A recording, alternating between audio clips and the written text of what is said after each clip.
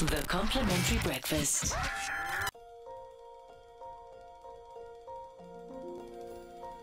We were talking Chesa Nyama just now. Chesa Nyama, as you go to Soweto, you go to any township, huge barbecue that they've got. And you pick a lot of meat, they barbecue it, you sit there, you have beers, and you eat your Chesa Nyama. So this specific place, Sakumzi, Sakumzi is in Soweto. Very popular, very famous for their Chesa Nyama. Can you figure out their marinade for us, sir? What's in that marinade? I'm making my list again. We're trying to get to the core of food secrets in South Africa. It's very sweet. It's very fruity.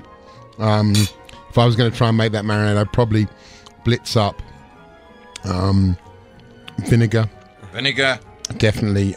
There's something sweet there. I mean, it's got a barbecue sauce flavor. So, not knowing the place, but I kind of think if you were doing it in a restaurant, you'd probably put dates, tamarind, and raisins in there. But I don't think that's in this. But it's got a similar kind of impact. You think they took like an existing chutney and then just mixed in tomato sauce, something like that?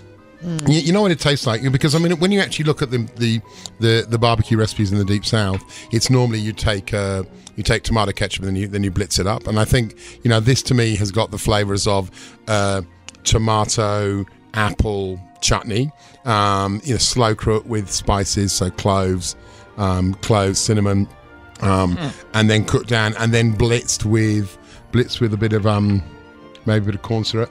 It's got that kind of glossiness to it.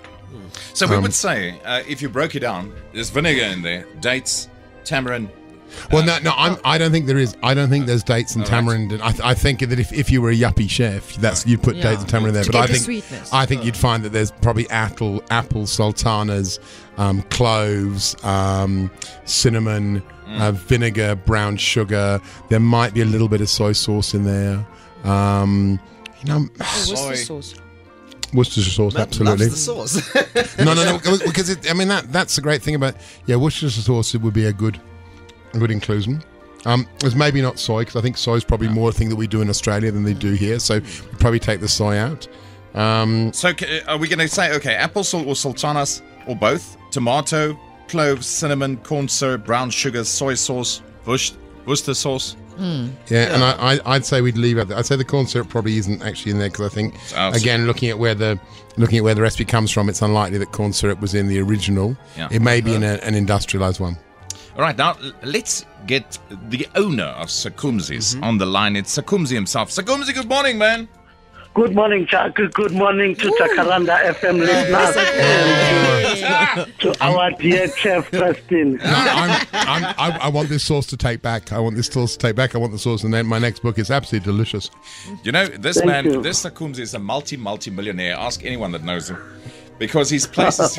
I'm right, he's not even trying to contradict me. It's because his place is doing so well. Now, you heard what Matt had to say about that marinade of yours, Sakumzi, and you're not telling anyone what's in it. Does that sound familiar to you? Sultanas, tomato, cloves, cinnamon, brown sugar, soy sauce, Worcester sauce. Is that sort of the ingredients of your marinade?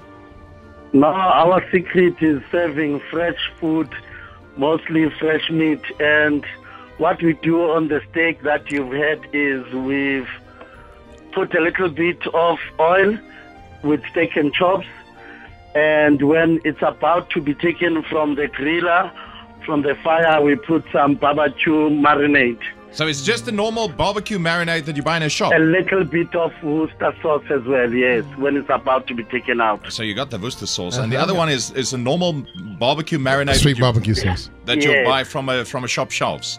Yes, from the Lusitania. So that would have in it. That would have undoubtedly marinade, yes. Sugar, vinegar, cloves, all those all things. in that, yes. I think Sakumzi just gave us his entire business secrets. My chef will fight with me. But doesn't that tell you how smart Sakumzi is? That it is go down to the supermarket, buy barbecue sauce, mix in some Worcester. No, it's fine, because soon we'll be writing our recipe book. I still believe that there's something more to it. Yeah, of course there is. There's definitely something more to it. Sakumzi, I'm seeing you in Soweto, man. I'm going to open a place next to you called Better Sakumzi. No, you must come visit us.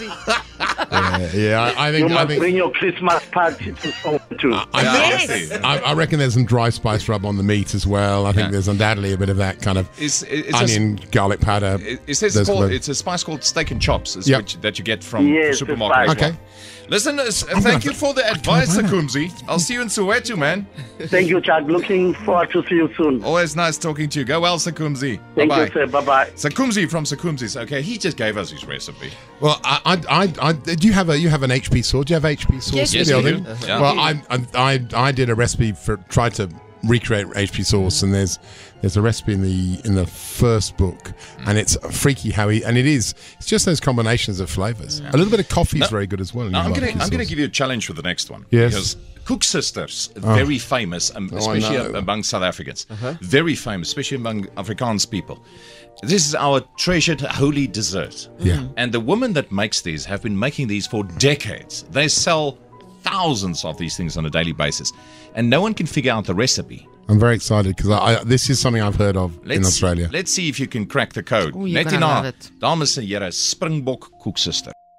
The complimentary breakfast.